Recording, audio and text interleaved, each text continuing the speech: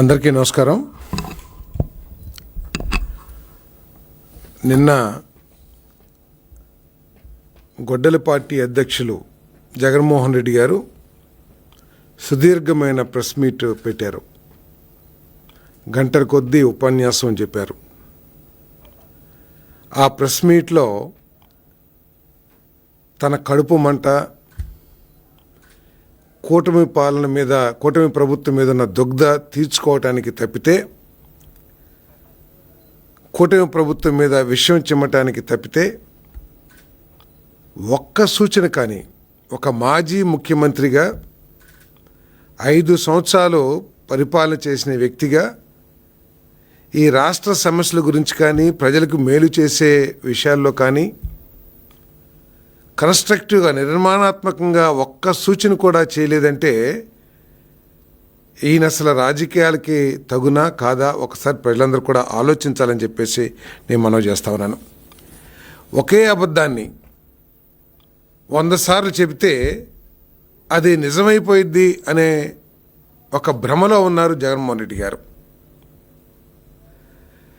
తను 5 సంవత్సరాల పరిపాలనలో చేసింది చెప్పుకోవటానికి ఏమీ లేకపోవడంతో ఈ ప్రభుత్వం మీద విషయం చిమ్ముతూ అబద్ధాలని ప్రచారం చేస్తానికి ప్రయత్నం చేస్తూ ఉన్నారు.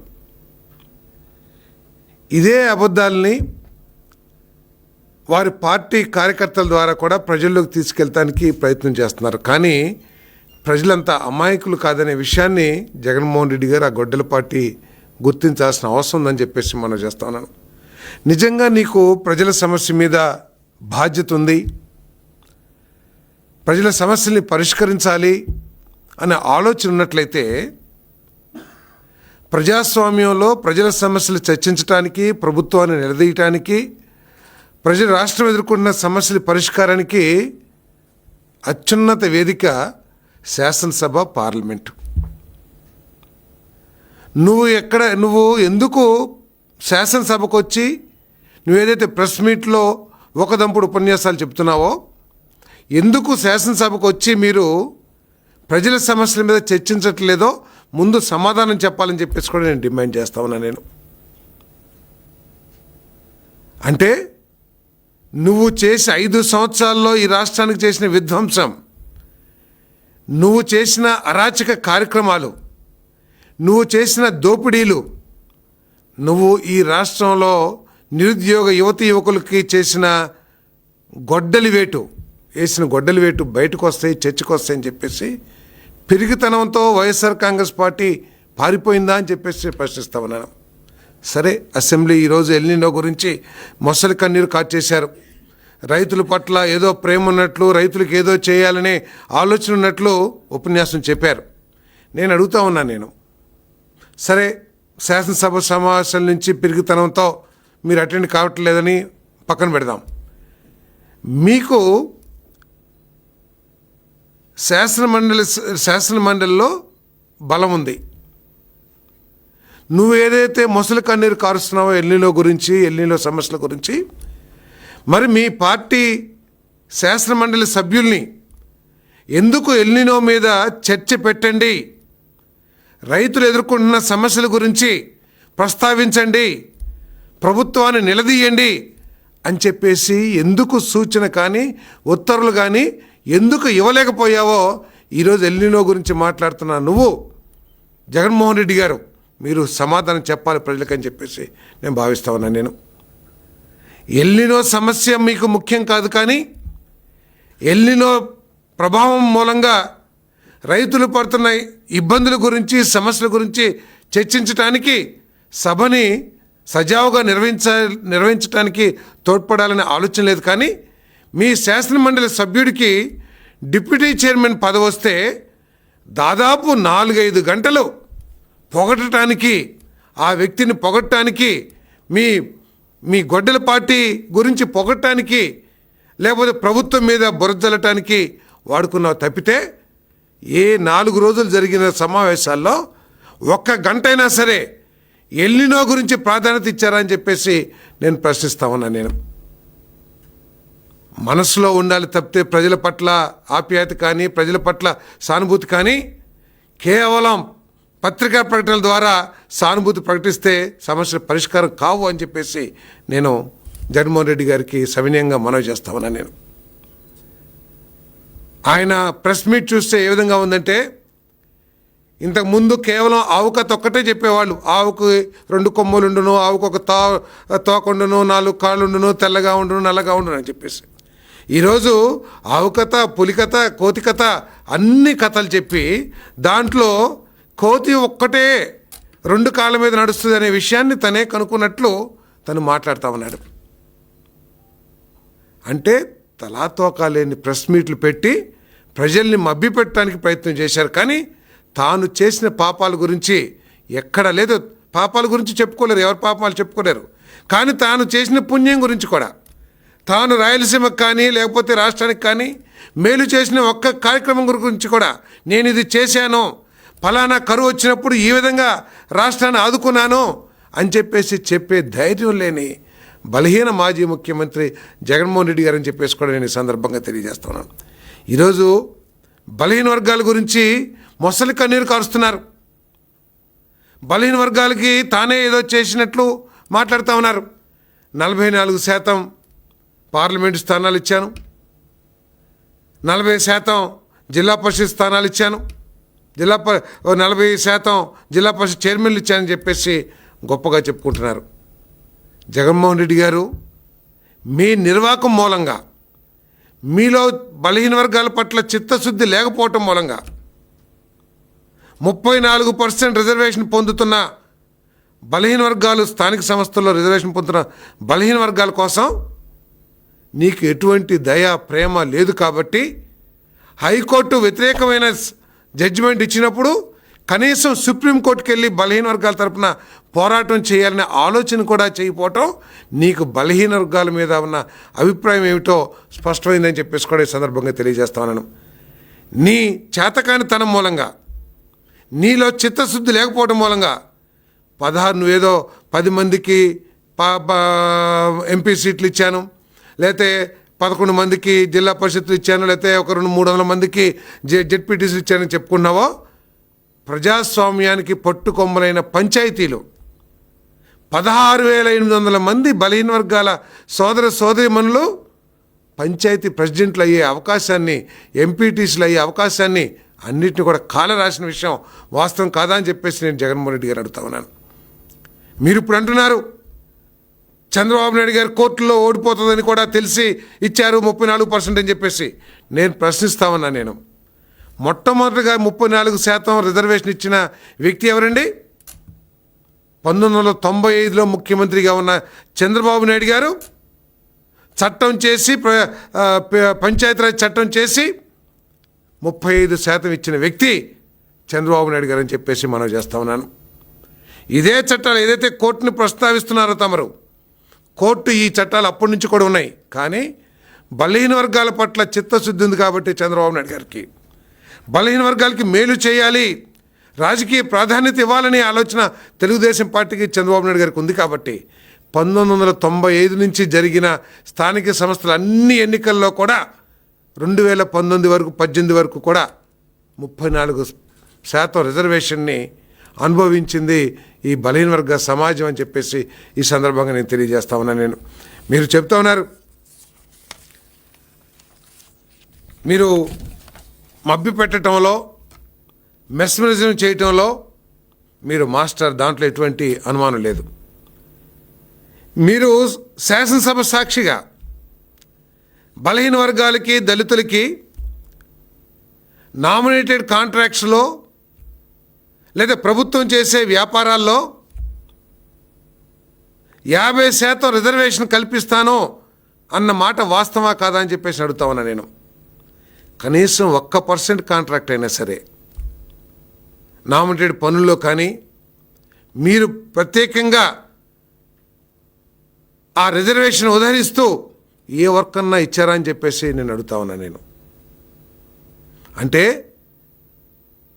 నేతి బీరకాయలో ఏమాత్రం నెయ్యి ఉంటుందో మీ మాటల్లో బలహీన వర్గాల పట్ల అంతే ఉంటుందని చెప్పేసి కూడా నేను ఈ సందర్భంగా నేను తెలియజేస్తామని నేను. అంతేకాదు ఎంపీలు లేకపోతే ఏదో జెడ్పీటీసీలు ఇచ్చానంటున్నారు, వారు ఏ విధంగా వారి నోరును కట్టేసేవాళ్ళో, లేకపోతే వారికి ఏ మేరకు వాక్ స్వాతంత్రం ఉందో, వెనకాల బ్యాక్ ఆఫీస్లో ఎవరెవరు ఉన్నారో, మరి మీ ఇన్ఛార్జీలు ఎవరైతే ఉన్నారో, ఉత్తరాంధ్ర ఇన్ఛార్జీలు ఎవరో, లేకపోతే కోస్తాంధ్ర ఇన్ఛార్జీలు ఎవరో, రాయలసీమ ఇన్ఛార్జి ఎవరో అందరికీ తెలుసు అని చెప్పేసి మనం చేస్తామని నేను.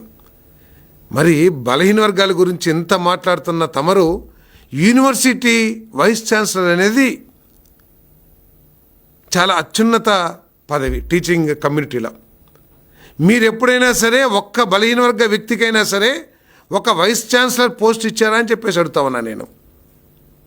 నేతి బీరకాయలు నెయ్యి ఎంత ఉంటుందో మీ మాటల్లో కూడా బలహీన వర్గాలకి న్యాయం అంతే ఉంటుందని చెప్పేసి కూడా నేను ఈ సందర్భంగా తెలియజేస్తాను నేను.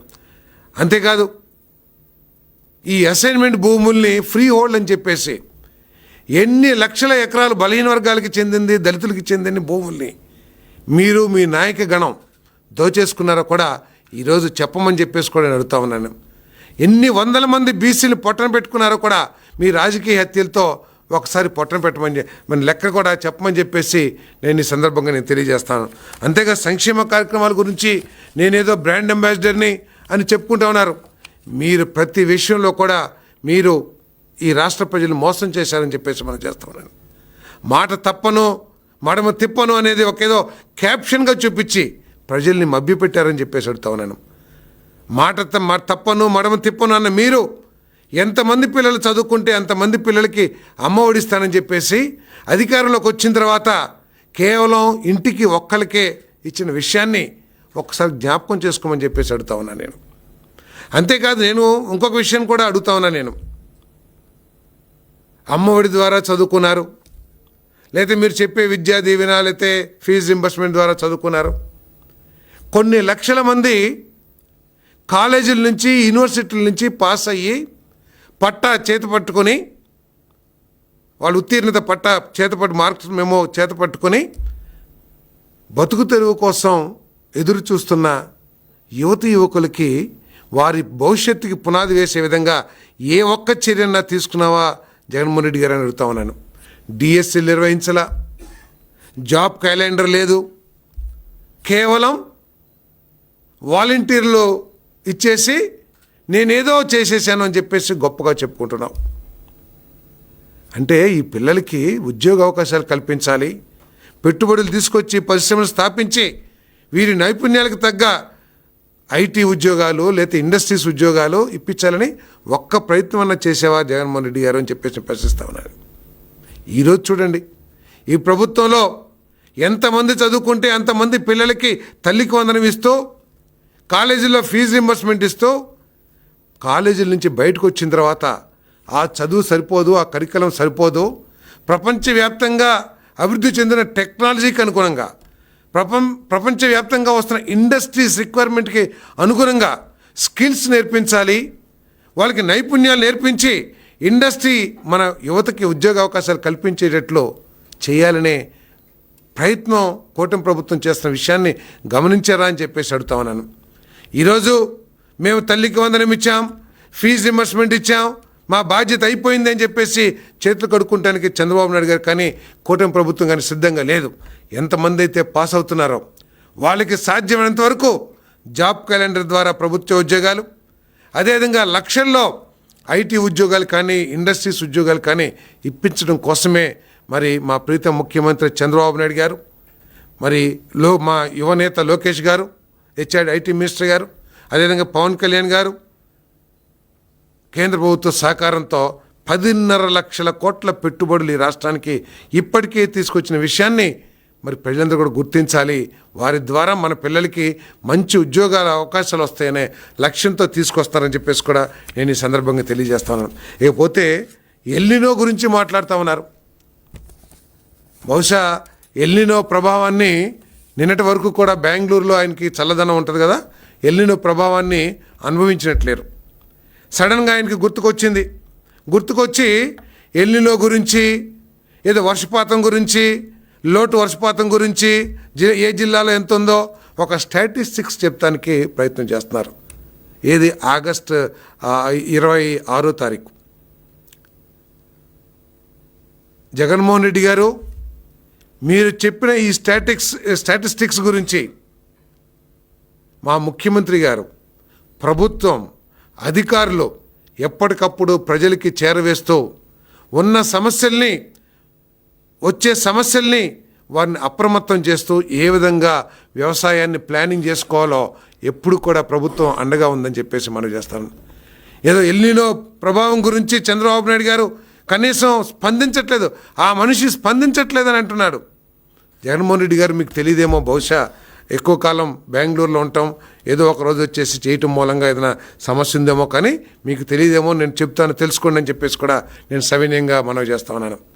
ముఖ్యమంత్రి గారు అందరి మంత్రులకి ఆదేశాలు ఇచ్చి మీరు DDRC స్పెషల్ మీటింగ్స్ ఏర్పాటు చేసి ఎల్నినో గురించి రైతులను అప్రమత్తం చేయటం, రైతులు పంటలకు సంబంధించి ఆల్టర్నేటివ్ పంటల గురించి తెలియజేయటం, ఆరు తడి పంటల్ని ప్రోత్సహించటం, ప్రభుత్వం చేస్తున్న కార్యక్రమాల పట్ల రైతులకు అవగాహన కల్పించటం, అదేవిధంగా జిల్లా యంత్రాంగం ఏ విధంగా చేయాలి అని సూచనలు చేయటం, దీని మీద స్పెషల్ మీటింగ్స్ ఏర్పాటు చేయమని చెప్పేసి కూడా మరి ముఖ్యమంత్రి గారు మంత్రులందరికీ కూడా ఆదేశాలు ఇచ్చారని చెప్పేసి కూడా తెలియజేస్తాను. అందుకని అధికారుల్ని, ఎమ్మెల్యేలని సాధ్యమైనంత వరకు గ్రామాల్లోకి వెళ్ళి మీరు ఎల్నినో ప్రభావం, రాబోయే ఉపద్రవం దాన్ని పరిగణలో తీసుకుని రైతులు అప్రమత్తం చేయండి, వరి పంటని తగ్గించండి, నీరు ఎక్కువగా కావాల్సిన వరి పంటని డిస్కరేజ్ చేసి ఆరుతడి పంటల్ని ప్రోత్సహించండి ఈ సీజన్కి, ఈ ఖరీఫ్కి అని చెప్పేసి మరి ముఖ్యమంత్రి గారు చెప్పటం. అంతేకాకుండా మరి monsoon, pre monsoon dry sowing, PMDS kits subsidy మీద రైతులందరికీ కూడా ఇచ్చి మరి తక్కువ నీటి అవసరంతో ఆ పంటలు పండించడానికి మరి రాష్ట్ర ప్రభుత్వం కూడా పెద్ద ఎత్తున చర్యలు చేపట్టిందని చెప్పేసి మనం చేస్తా ఉన్నాను. అంతేకాకుండా ఇన్సూరెన్స్ కూడా ఈవెన్ ఇంకా 31వ తారీఖు దాకా కూడా ఇంకా టైం ఉంది. వరి పంటకి, మినుముకి, ప్రతికి ఇట్లా 4 పంటలకి insurance government of India, government of AP రైతుల తక్కువ షేర్తో మరి ఇన్సూరెన్స్ చేయించే కార్యక్రమం కూడా ఈ ప్రభుత్వం చేస్తుందని చెప్పేసి నేను మనం చేస్తామని నేను. ఇంకోటి, రాయలసీమ మీద కూడా ముసలి కన్నీరు కారుస్తున్నారు. రాయలసీమకి ఏం చేశారని చెప్పేసి అడుగుతామన్నా నేను. రాయలసీమ నుంచి వచ్చిన వ్యక్తిగా కొంతన్నా సరే ప్రేమ చూపించాల్సిన అవసరం ఉంటుంది. కానీ 5 సంవత్సరాల్లో ఆయన ఖర్చు పెట్టింది కేవలం 2,000 కోట్లు మాత్రమే. అంటే 100 రూపాయలకి ₹1.60 మాత్రమే రాయలసీమ ప్రాజెక్టు కోసం ఖర్చు పెట్టిన వ్యక్తి మరి జగన్మోహన్ రెడ్డి గారు అని చెప్పేసి మనం చేస్తాను. మరి ఈ ప్రభుత్వం, కూటమి ప్రభుత్వం, చంద్రబాబు నాయుడు గారి నాయకత్వంలో ఈ 2 సంవత్సరాల్లోనే 13,500 కోట్లు ఖర్చు పెట్టి మరో 10,000 కోట్లు ఖర్చు పెట్టడానికి ప్లానింగ్ చేస్తూ మరి రాయలసీమ ప్రాజెక్టులకి అత్యంత ప్రాధాన్యత ఇస్తున్న విషయాన్ని కూడా గుర్తించాలని చెప్పేసి మనం చేస్తాను. నేను ఏం చేసావు రాయలసీమకి అని చెప్పేసి ప్రశ్నిస్తా ఉన్నాను. కనీసం స్టీల్ ప్లాంట్కి 2 సార్లు శంకుస్థాపన చేసావు, కానీ అయ్యో నా జిల్లా, నేను పార్లమెంటుగా ప్రాతినిధ్యం వహించిన ప్రాంతం, ఆ స్టీల్ ప్లాంట్ని తీసుకొచ్చి నేను సంతోషంగా నా ప్రజలకి అప్పచెప్పాలని ఏ ఒక్కసారైనా ఆలోచన చేసామని చెప్పేసి మనం చేస్తాను. ఆ స్టీల్ ప్లాంట్తో లావాదేవీలు లేకపోతే డిమాండ్స్ కుదరలేదని చెప్పేసి 2 సార్లు, అవసరమైతే ఇంకోసారి కూడా శంకుస్థాపన చేస్తానికి ప్రయత్నం చేసావు. కానీ ఈరోజు కూటమి ప్రభుత్వం చంద్రబాబు నాయుడు గారి నాయకత్వంలో ఆ కార్యక్రమాన్ని ముందుకు తీసుకెళ్తుంది. స్టీల్ ప్లాంట్ పూర్తవుతుంది అనే నమ్మకాన్ని రాయలసీమ ప్రజలకి కల్పించినది ఈ కూటమి ప్రభుత్వం అని చెప్పేసి మనం చేస్తాను. అంతేకాదు మరి ఓర్వకల్ కానివ్వండి, లేదు సోలార్ ఇండస్ట్రీకి, సోలార్ పవర్ జనరేషన్స్ కానివ్వండి, ఎన్ని వేల కోట్ల రూపాయలు రాయలసీమలో పెట్టుబడులు తీసుకొచ్చిందో ఒక్కసారి ఇండస్ట్రియల్ కారిడార్స్ తీసుకురావడం కానివ్వండి, మరి ఇన్ని పారిశ్రామికంగా, వ్యవసాయపరంగా మరి రాయలసీమకి ఏ ప్రభుత్వం చేస్తుందో ఒకసారి ఆలోచించామని చెప్పేసి కూడా నేను కోరుతా ఉన్నా. మీరు 5 సంవత్సరాల్లో విధ్వంసంతో మీరు ప్రారంభించారు పరిపాలనని, ప్రజావేదిక విధ్వంసం చేసి ఇది నా మార్కు పరిపాలన అని చెప్పేసి 5 సంవత్సరాలు కూడా విధ్వంసం కొనసాగించారు. ఈ రాష్ట్రానికి ప్రాణ సమానమైనది పోలవరం ప్రాజెక్ట్. ఈ పోలవరం ప్రాజెక్టు ద్వారా 4 ప్రాంతాలకు కూడా రాయలసీమ, ఉత్తరాంధ్ర, కోస్తాంధ్ర మొత్తం అన్ని ప్రాంతాలకు కూడా మేలు జరిగే ప్రాజెక్ట్. కనీసం దాన్ని ఫాస్ట్గా కంప్లీట్ చేయాలని ఆలోచన చేసావా జగన్మోహన్ రెడ్డి గారు అని అడుగుతా ఉన్నాను. సరే, రాష్ట్ర ఆర్థిక పరిస్థితి ఉన్న ప్రాజెక్టులు చేయలేకపోయో దాన్ని పక్కన పెడదాం. ఇది పూర్తిగా కేంద్ర ప్రభుత్వ ఆర్థిక సహకారంతో చేస్తున్న ప్రాజెక్ట్ని త్వరగా కంప్లీట్ చేసి ఈ కృష్ణా డెల్టా స్టెబిలైజేషన్కి కానివ్వండి, లేదా ఉత్తరాంధ్ర ప్రజల దాహార్తిని తీర్చడానికి, ఇండస్ట్రియల్ అవసరాలు తీర్చడానికి అవసరం అవుతుందని చెప్పేసి ప్రయత్నం చేసావా? ఎప్పుడైతే పోలవరం గోదావరి నీళ్లు మరి కృష్ణా డెల్టాకు వస్తాయో ఆ నీటిని రాయలసీమకు వాడుకోవచ్చనే తాపత్రయం కానీ ఆలోచన కానీ నీకుందా అని చెప్పేసి అడుగుతా ఉన్నా నేను. 73% పూర్తి చేసిన పోలవరం ప్రాజెక్ట్ని నీ 5 సంవత్సరాల్లో కేవలం 5-10% పూర్తి చేసి ఎంతటి నష్టాన్ని రాయలసీమకు కానీ ఈ రాష్ట్ర రైతాంగానికి చేసావో ఒకసారి ఆలోచించండి జగన్మోహన్ రెడ్డి గారు అని చెప్పేసి నేను ప్రశ్నిస్తా ఉన్నా నేను. అంతేకాదు, బాధ్యతారహితంగా ప్రాజెక్ట్ని విధ్వంసం చేసేసిన పరిస్థితి ఈరోజు ఉంది. మరి ముఖ్యమంత్రి గారు ఒక 10-15 రోజుల్లో ఉత్తరాంధ్రకి నీళ్లు తీసుకెళ్తా ఉన్నారు. డేటు 3వ తారీఖు, 2-3 తారీఖుల్లో మరి పోలవరం నీళ్ళని ఉత్తరాంధ్రకి తీసుకువెళ్ళి పెద్ద ఎత్తున రైతాంగం అంతా కూడా రైతులు చెప్తా ఉన్నారు, ముఖ్యమంత్రి గారిని ఘనంగా సన్మానించాలి, మాకు నీళ్లు తీసుకొస్తున్న భగీరథుడు చంద్రబాబు నాయుడు గారని అక్కడ ప్రజలందరూ కూడా పొగుడుతున్నారు. ఆ నీళ్ల ద్వారా పారిశ్రామికంగా, త్రాగునీటి పరంగా, అన్ని వ్యవసాయ పరంగా అన్నిటికీ ఉపయోగపడే నీళ్ళని నీ చేతకానితనం మూలంగా, నీ అహంకారం, విధ్వంసపూరితమైన పరిపాలన మూలంగా 4 సంవత్సరాలు ఆలస్యమైంది. నేను ఎన్జిఓస్ని అడుగుతా ఉన్నాను, కొన్ని సంస్థలు ఉంటాయి, మీరు ఎస్టిమేట్ చేయాలి, ఈ రాష్ట్ర ప్రజలకు తెలియజేయాలి, వైఎస్ఆర్సీపీ నిర్వాహకం మూలంగా, విధ్వంసం మూలంగా, ఈ ప్రాజెక్టులు ఆలస్యం అవుతాం మూలంగా ఎన్ని లక్షల కోట్ల రూపాయలు ఈ రాష్ట్ర రైతాంగం నష్టపోయింది అని చెప్పేసి ఎస్టిమేషన్ వేసి చెప్పాలని చెప్పేసి కూడా అడుగుతా ఉన్నా నేను. అంతేకాకుండా మరి మా చింతలపూడి ప్రాజెక్ట్ ఉంది, 4,000 కోట్ల రూపాయలు ఖర్చు పెట్టారు చంద్రబాబు నాయుడు గారు 2014-19లో. మానవత్వం లేకోకుండా, కనీసం ఆ రైతాంగం, ఆ ప్రాంతాల్లోని రైతాంగం మీద దయ లేకోకుండా దాన్ని బూజు పట్టించి ₹1 కూడా ఖర్చు పెట్టుకోకుండా ఇంకా లీగల్ సమస్యలు ఉత్పన్నమయ్యే విధంగా ఆ పరిపాలన సాగిందని చెప్పేసి కూడా నేను ఈ సందర్భంగా తెలియజేస్తా ఉన్నాను. మరి దయచేసి ప్రజలందరూ కూడా అర్థం చేసుకోవాలి, కేవలం అబద్ధాలని ప్రజల్లోకి తీసుకువెళ్ళి, అబద్ధాలని తన కార్యకర్తల ద్వారా, ఎందుకంటే ఆ కార్యకర్తలు కూడా చాలా బాధపడుతున్నారు. ఎందుకు ఈ గంజాయి బ్యాచ్ల్ని తల్లిదండ్రులు ఈరోజు రాష్ట్రంలో తల్లిదండ్రులు అందరూ కూడా భయపడుతున్నారు. జగన్మోహన్ రెడ్డి గారు వారి ప్రాంతానికి వస్తే మా పిల్లలకి ఏమైపోతుందో, మా పిల్లలందరూ కూడా రౌడీజానికి ఎక్కడ ఆకర్షితులు అవుతారో, లేకపోతే ఈ గంజాయి బ్యాచ్లు ఎక్కడ కలిసిపోతారని చెప్పేసి తల్లిదండ్రులు అందరూ కూడా భయపడుతూ మా ప్రాంతానికి రాకపోతే చాలనుకునే పరిస్థితి ఈరోజు ఉందని చెప్పేసి మనం చేస్తాను.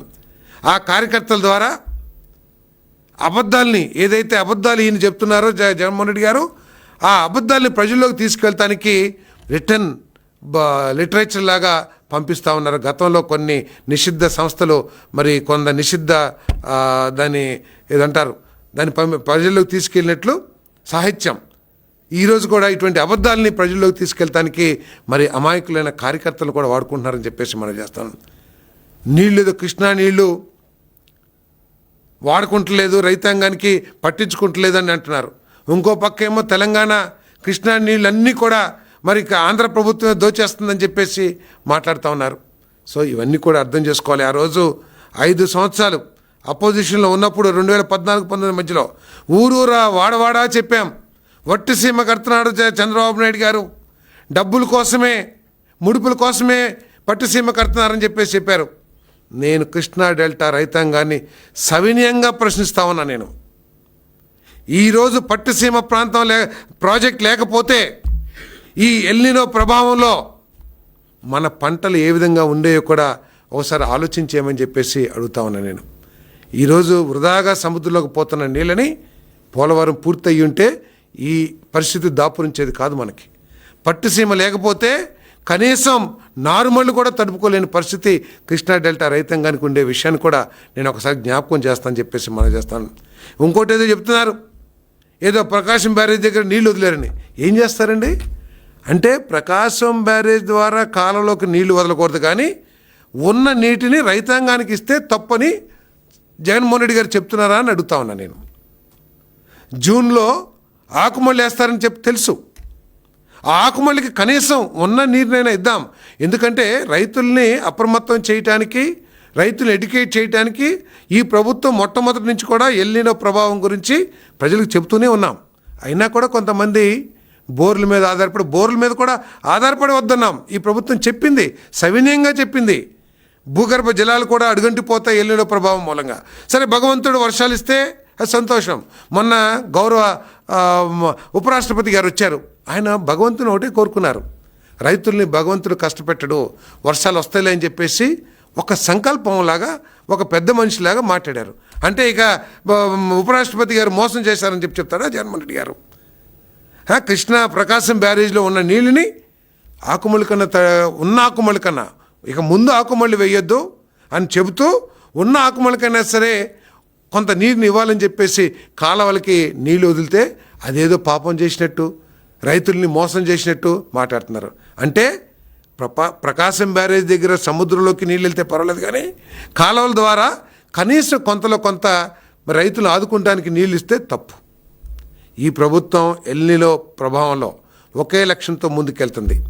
అత్యంత ప్రాధాన్యత త్రాగునీరు, తర్వాత పశువులకి పశుగ్రాసానికి పండించడానికి కావాల్సిన నీరు, పశువులకి త్రాగునీరు, తర్వాత మరి క్రమపద్ధతిలో రైతులకు కూడా నీళ్ళు ఇవ్వాలని ఆలోచన చేస్తుంది. ఎల్నినోని అన్ని విధాలు ఎదుర్కోవటానికి ఈ ప్రభుత్వం రైతాంగాన్ని కాకుండా అధికార యంత్రాంగాన్ని కూడా సంసిద్ధం చేసిందని చెప్పేసి కూడా నేను మనవి చేస్తూ, ఇటువంటి అబద్ధాలు కాదు.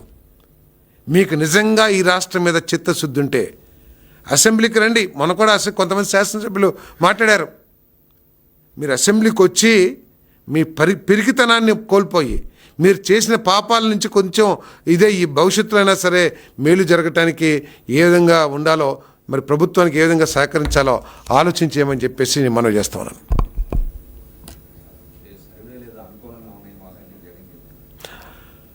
జగన్మోహన్ రెడ్డి గారు 2024 ఎన్నికల్లో, అంటే 2019 నుంచి 2024 వరకు వై నాట్ 175 గెలవాలన్నారు. ఎలక్షన్ ముందు కూడా మేము 138, 140 కంటే ఒక్కటైనా సరే ఎక్కువే గెలుస్తాం తప్పితే ఒక్కటి కూడా తక్కువ. అంటే ఆ కేడర్ని ఉత్సాహపరుస్తానికి, ఎందుకంటే కేడర్ కూడా జారిపోతున్నారు. ఆయన వ్యవహార శైలి పట్ల నాయకులే వాళ్ళు దీంట్లో ఉన్నారు, ఫ్రస్ట్రేషన్లో. సో కాబట్టి వాళ్ళని కాపాడుకోవడానికి ఉన్నాయని అంటారు.